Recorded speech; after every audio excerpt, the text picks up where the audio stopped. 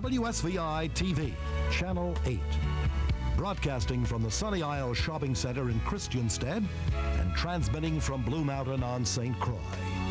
Channel 8, serving the United States Virgin Islands and the Caribbean.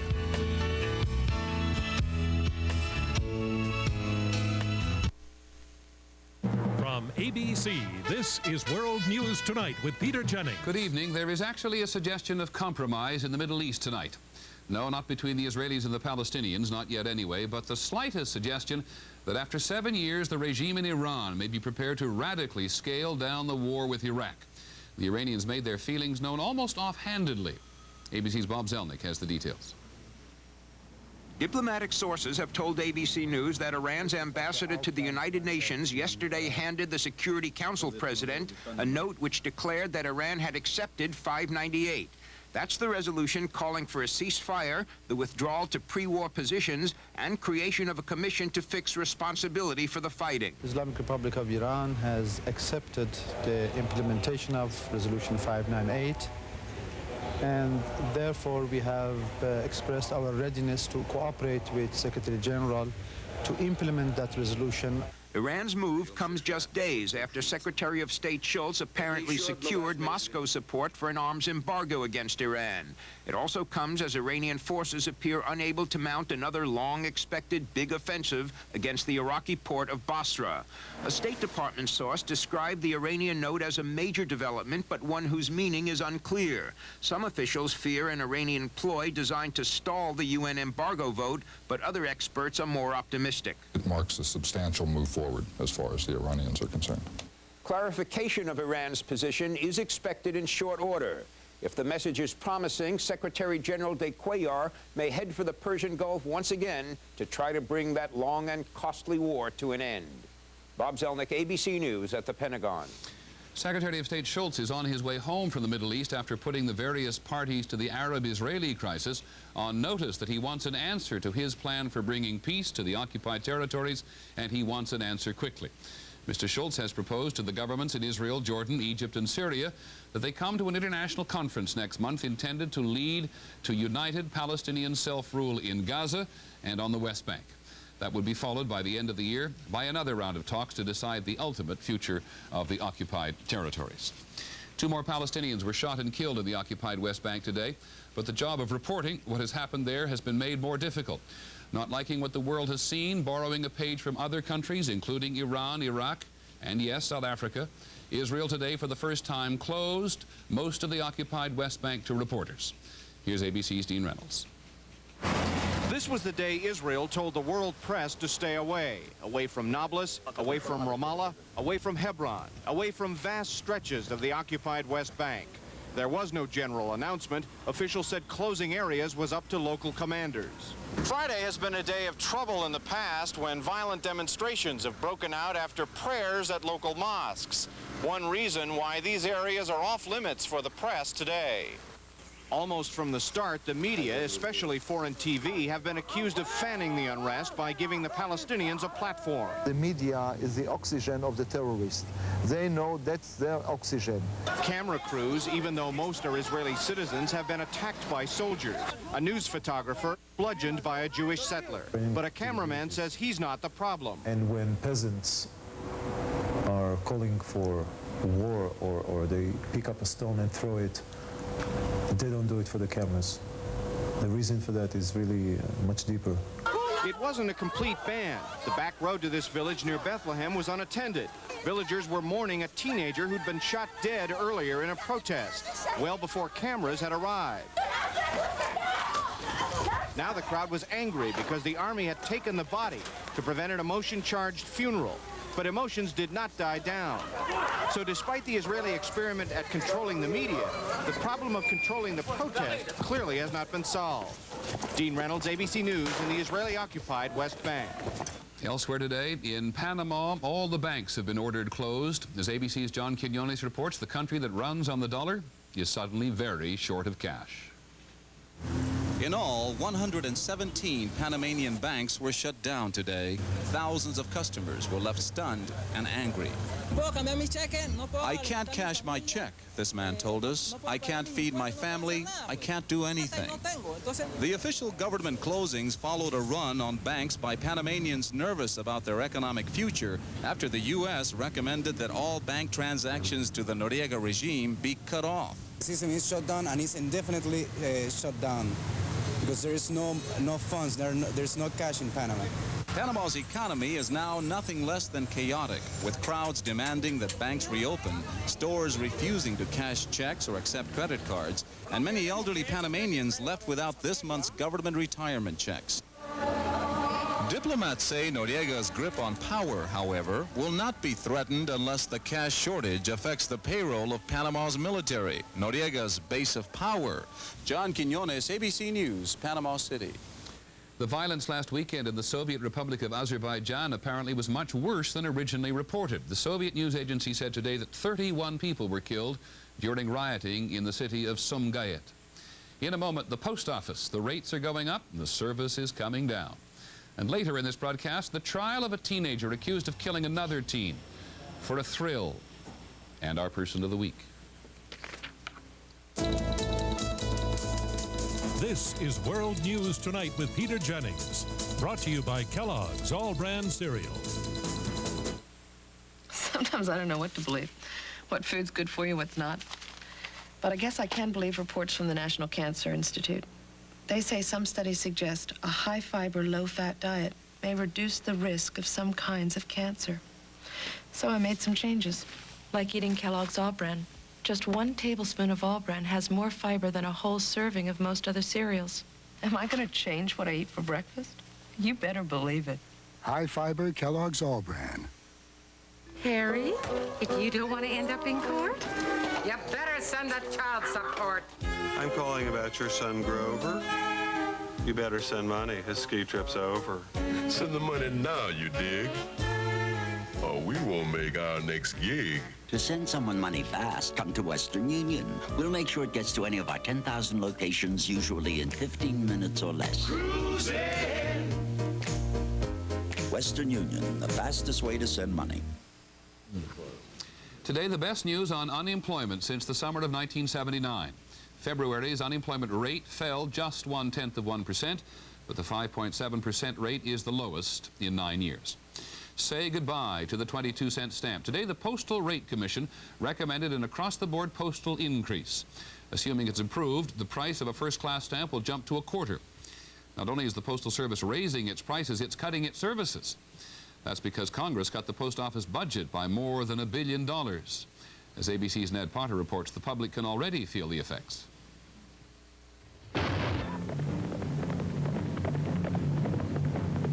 Neither snow, nor rain, nor heat, nor gloom of night stays these couriers from the swift completion of their appointed rounds. Here he comes!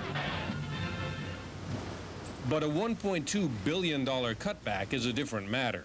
If you take one city, Philadelphia, you can already see a dent in service. Every Saturday morning since mid-February, only 5 of the 55 branches in town have been open. They're not thinking of the public at all when they're with these cutbacks. $800 million in improvements are delayed nationwide. No new equipment, no new building renovations, no more Sunday pickups. Considering what the service has been like, I find it hard to imagine what it's going to become. Top management says you'll really begin to notice the difference over the next 2 or 3 years. As the equipment decays and mail volume grows, they say, service will become slower and less reliable across the country. We're not at all happy about it. But unfortunately, this legislation requires us to cut back, and we're going to have to abide by the law. The postal unions say they know exactly what's going on. They say the White House would like nothing better than for the post office to become a private enterprise.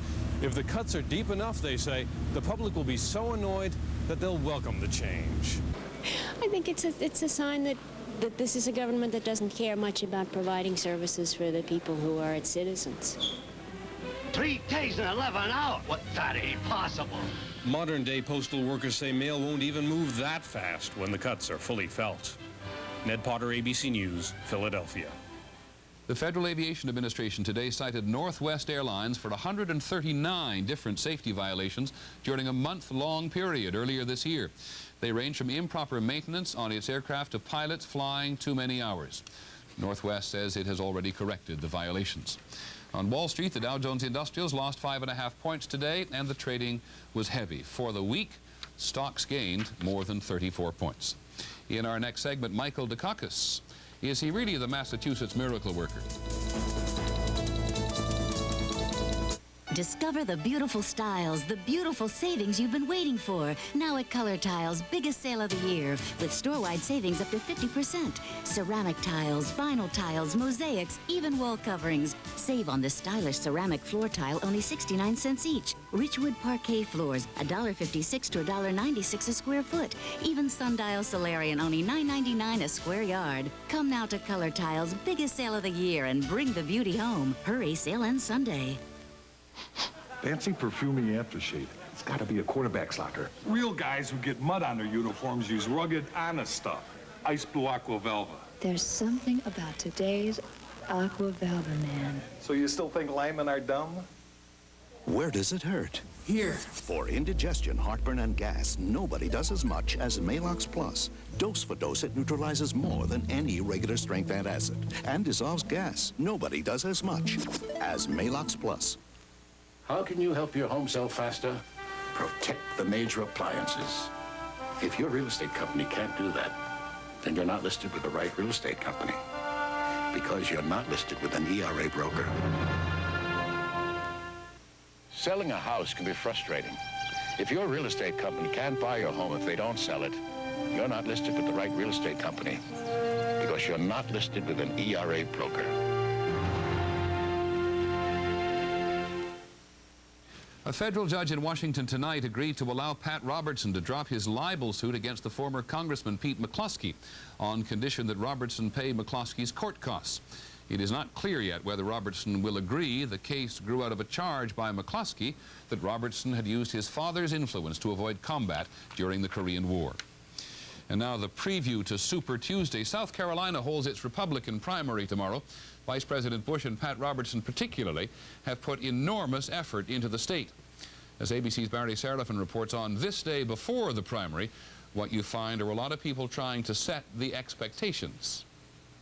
Pat Robertson upped the ante dramatically when he declared South Carolina a must-win state. If I lose this one, I'm in trouble out of the Super Tuesday. So. But now Robertson, on a bus blitz of the state, is trying to lower expectations. Well, I'd like to see a win, but I'm realistic enough to know right now that second place is where it looks like. Third place is where it looks in the polls behind Bush and Dole, but the guessing is Robertson may do better. He's trying to attract Democratic crossover voters by stressing his credentials as a conservative. I don't like big government, I don't like socialism, and I don't like communists, and I don't trust communists. By raising the stakes, Robertson has risked his credibility, but he has turned this into an us versus them confrontation with the vice president. What we're going to see is a tremendous fight between the country club Republicans and the Kmart Republicans. And that, I think, is going to make for one tremendous battle. George Bush appears to be winning that battle, and in accepting Robertson's challenge here is trying to keep the stakes high. If Pat Robertson doesn't win here, I don't think there's a single place in the country he's going to win. To try to fend off another rival, Bush has brought in former Arizona Senator Barry Goldwater to counteract support for Bob Dole by an equally legendary Senate conservative, South Carolina's Strom Thurmond. Jack Kemp is here too, last in the polls and fighting speculation that his time and money are running out. We're going on. We're going on. Yeah, we're putting a lot of resources in South Carolina. While Kemp tries to boost his expectations and Robertson tries to downplay his, there are still bursts of no-holds-barred rhetoric. Saturday, March 5, will be one of the most important elections in 1988, maybe one of the most important in the whole century that we're living in. Overstated, no doubt, but what we have in South Carolina is probably more entertainment value than an entire season of Dallas and the Dukes of Hazzard. And tomorrow, the voters will be the critics. Barry Serafin, ABC News, Barnwell, South Carolina. Our profile of a presidential candidate tonight is of the Democrat from Massachusetts, Governor Michael Dukakis. Here's ABC's Joe Bergantino. Michael Dukakis is the Democrat selling a miracle. The guy you're looking at just doesn't make speeches. I've got a record. I'm proud of it. He wiped out huge budget deficits, fought corruption, and led an economic turnaround they call a miracle. Indeed, the Massachusetts economy is booming, one of the lowest unemployment rates in the country. But is Dukakis, governor for 10 of the past 14 years, the miracle worker? He did provide leadership. Is he entirely responsible? No. Most economists agree. They credit instead a shift in the national economy that favored New England, the growth of high-tech companies, many started by MIT graduates, and $8.7 billion worth of defense contracts. Dukakis' development programs, though, have spread his state's newfound wealth to once depressed cities and towns, and the governor believes they could revive the nation. We've got to invest in those regions of this country that are hurting and struggling and have a right to come back and come back strong. Maintain control of one end while you pull down. His job training program for welfare recipients is a national model, as is his legislation to guarantee health insurance for the uninsured. But then there's Dukakis' remedy for that bloated federal deficit.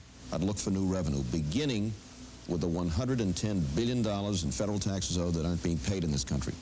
I think he's overly optimistic about how much revenue can come in by better enforcement of the tax laws. Hi, Mike Dukakis, how are you? Good to see you. For Dukakis, though, the words revenue enforcement are easier to swallow than tax hike. He had no choice but to raise taxes once to erase a deficit he inherited during his first term. A tax hike so unpopular it cost him his party's nomination in 1978. Now it's coming back to haunt him. Gebhardt's fought to cut income taxes. Dukakis is one of the biggest tax raisers in Massachusetts history. But you've raised taxes about 10 times, and the result is the people in Massachusetts pay more than most people in most states. I've cut taxes 5 times in the last 4 years. He has cut taxes since returning to the State House in 1982. But he's more vulnerable to criticism. His foreign policy is mostly book learning, with a strictly liberal bent. And for Dukakis, there's also the charisma question. As president, I'm going to make good jobs and economic opportunity the #1 domestic priority for America. Honest and intelligent, but uninspiring, critics say. He's a good manager. He's a technocrat. He can talk about and create programs, but he can't paint a vision, and he can't take the people with him. Well, I got 70% of the vote when I ran for governor in 1986 in this state. You don't get 70% of the popular vote without a vision, without an ability to move people, to win their support, win their allegiance. But Michael Dukakis isn't running for governor this time.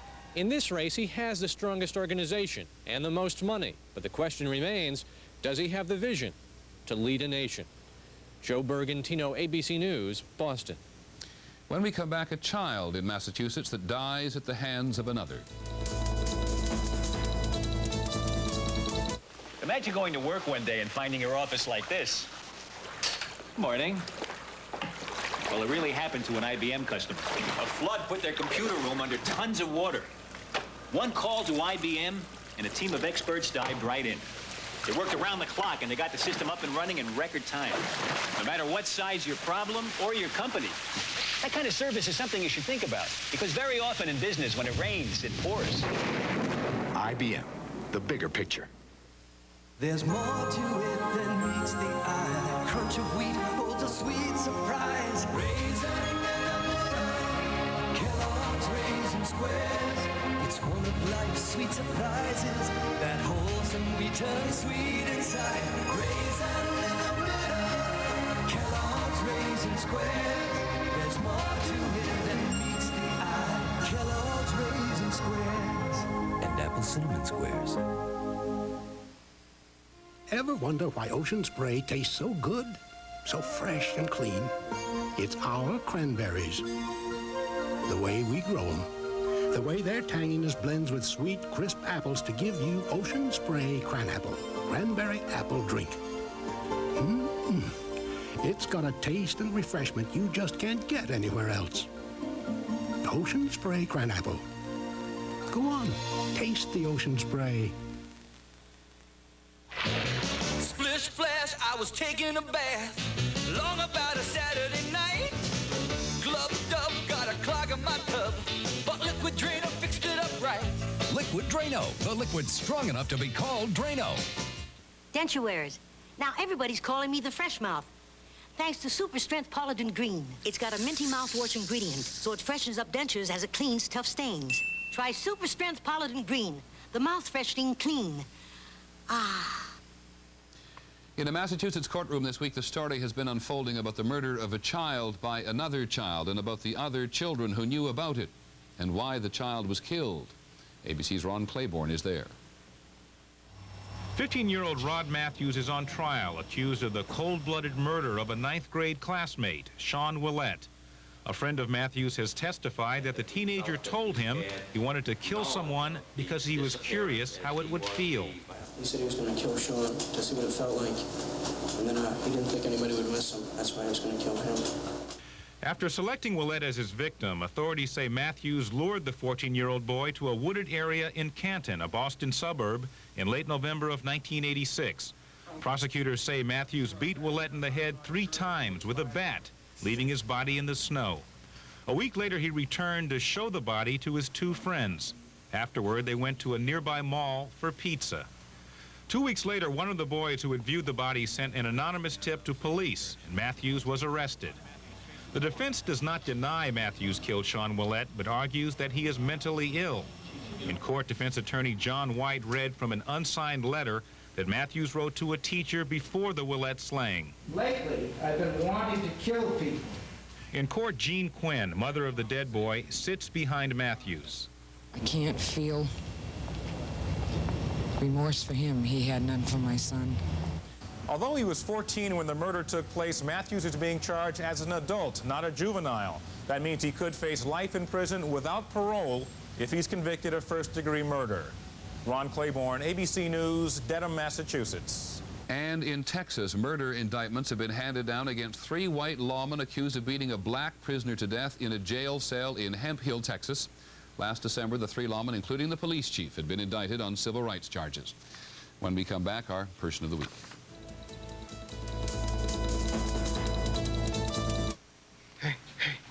Listen to this. Lord Clemston gazed upon Lucretia's loveliness. Her milky white shoulders were ablaze in the moonlight. Lord Clemston wrapped his thickly muscled arms around her delicate waist and whispered into her ear, "I can't see." Lord Clemston was blind? It's time to change your bulb to Philips. Philips Longer Life Square bulbs last 33% longer than ordinary bulbs. You've been watching me for years now. Don't you think it's time you join me on a Carnival cruise? Come on. More people are taking vacations on Carnival. Because when you take a Carnival cruise, all your shipboard funds included in one terrific price. All your nighttime entertainment's included. All your food's included, too. Plus fantastic tropical ports of call. So on your next vacation, take a 3-, 4-, or 7-day cruise on Carnival, the most popular cruise line in the world. Action, liquid, vanish, vanish, vanish, clean so good, good, good impressions too. Yes, I brush with liquid vanish. Because it cleans and freshens. In fact, thick liquid vanish cleans tough rust stains below the waterline better than Lysol. Action, liquid, vanish, clean so good and freshens too. Tonight, 2020 investigates helpless seniors losing control of their assets and their lives at the hands of their legal guardians. Plus, Nancy Reagan talks with Barbara Walters about her ordeal with breast cancer and mastectomy. I felt that my choice was the right one. 2020, tonight. And finally tonight, our Person of the Week. As recently as a week ago, those Americans who thought about him at all would most likely have identified him as a puppet rather than a patriot. But then, in the most difficult of circumstances, he stood up in front of his countrymen and said that his country was not going to go into the gutter if he could help it. It was the first time he'd ever given any public indication that he had a backbone. When one holds such a high office, one is responsible to its people and to the country. And no matter what sacrifices and risks your decision entails, it has priority over my person and my personal well-being. Eric Arturo del Valle was, or is, depending on your point of view, the president of Panama, who tried to fire the man who's really in charge, the military dictator General Manuel Noriega. Noriega, who's been indicted in the United States on charges of drug trafficking, turned on del Valle and arranged for Panama's National Assembly to fire him. Del Valle, who insists he is by law the president still, has gone into hiding. He answered our questions using a home video camera from an undisclosed location in Panama. I will remain underground for as long as it's required to physically separate General Noriega as Commander-in-Chief of the Panamanian Defense Forces. Del Valle is basically an industrialist, sugar mills and fertilizers, insurance and banking. When he went on television to say he was firing General Noriega, it was his own television station. Noriega's men have now seized it. The Reagan administration knew in advance that Del Valle was going to try to fire Noriega. There is at least suspicion that in the campaign to get rid of General Noriega, the Reagan administration has been manipulating Del Valle. Certainly Noriega's supporters think so. The same people that called him before a puppet and a figurehead are now calling him the constitutional president of Panama. They turned a president into a puppet, and they are trying now to turn a puppet into a president. I believe what the United States is doing now is belatedly trying to help the people of Panama accomplish a constitutional democratic restoration. I wouldn't use the word manipulation at all. The United States has thrown its economic muscle behind Del Valle. Payments for using the Panama Canal will now be put into bank accounts which Noriega cannot touch. Other monies which Panama needs because it is going broke have been cut off. For Eric Del Valle, this has been the week of his life. In the 36 months that he's been in office, he's given every indication of tolerating Noriega's excesses. So his conversion to ardent Democrat, as we see and hear him this week, has reminded some people of Saul on the road to Damascus. Undoubtedly, resigning would have been the easy way out, but in no manner would it have helped us regain democracy in Panama, and it would have made me an accomplice of sentencing the Panamanian people to military rule. Some people who know Del Valle well believe that he was finally convinced to take a stand by his children. He has 2 daughters and a son in their 20s. I think Eric's family, at an early stage, felt that it was necessary to move against Noriega and put a tremendous amount of pressure on Eric. Eric Del Valle was born in Panama City. Though he was educated by the Jesuits, he is Jewish. Like many upper-class Panamanians, he has an American connection. He graduated from Louisiana State University. The real challenge for Del Valle, and one that on the surface he does not appear to be qualified for, is that of motivating Panamanians at large to fight Noriega in his name. On the other hand, with help from the other democracies in the hemisphere, he may succeed. I want the American people to know that Panamanians, by nature, are a peace-loving people that firmly believe in democracy, that are determined to fight for the respect of individual and human rights, and that they value highly the friendship that has existed among our nations throughout the years. And so we choose a man in hiding, Eric Del Valle, who has chosen to no longer be a figurehead. It took him a long time to stand up, but because he wants to stay in the game and fight for democracy, he's already accomplished something rare. He has united official Washington behind him. That's our report on World News Tonight. I'm Peter Jennings. Have a good weekend, and good night. From ABC, this has been World News Tonight with Peter Jennings. Leslie Chenet Associates, Virgin Islands Computerized Tax Center, takes pleasure in bringing you Paul Strassel's Tax Reports 1987. There's a section on Schedule A, itemized deductions, that's causing people a lot of trouble this year. It's miscellaneous itemized deductions, and they run from lines 20 through 25. Start with line 20. Here's where you claim those expenses attributable to your job that are not reimbursed by your employer, including union dues, small tools, uniforms required in your work that are unsuitable for on-the-street wear, hard hats, safety shoes, protective glasses, physical exams required by the job, professional dues and subscriptions, fees to employment agencies for finding you a job in your trade or business, even if you don't get that new position, and required education expenses. Follow the instructions carefully. You probably will need to attach Form 2106, Employee Business Expenses, to your return. Line 21 is for expenses associated with income-generating activities such as tax return preparation fees, safe deposit box rentals, business and investment-related legal and accounting fees. The total of these expenses are deductible only to the extent they exceed 2% of your adjusted gross income, which is a new requirement this year. Previously, 100% of your miscellaneous itemized deductions could be written off. You're not quite finished. There's line 25 to consider.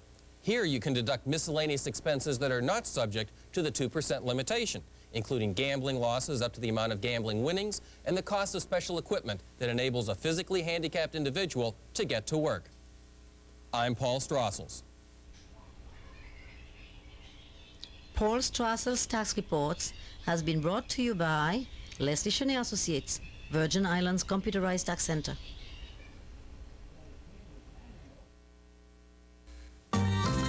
An audio